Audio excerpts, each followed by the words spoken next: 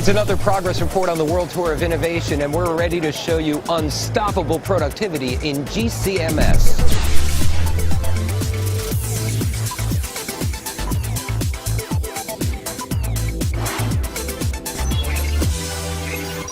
I'm with Teresa Rubars. She's a product manager for GCMS. Teresa, this has been a blockbuster launch of the product here, and I just want you to talk about it because I know you're passionate.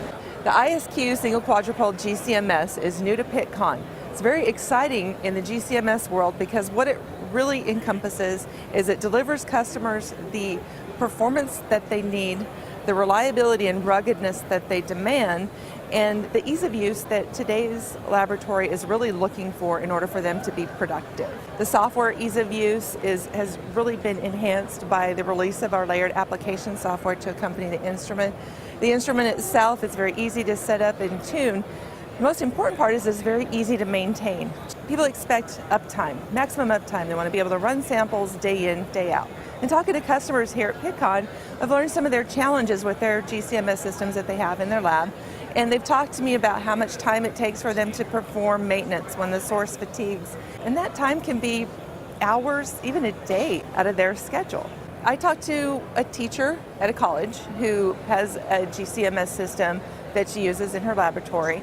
And when it's time to maintain that system, how do you put it all back together? She said, well, I put it all back together, but I still have to pull out the picture for where the wires go. I said, look at the source. There are no leads. There are no places for you to put wires. It's all wireless. Look inside. There are no wires in this instrument. You don't have to worry about that anymore. You've pulled your source back. You put your valve down. You take it off.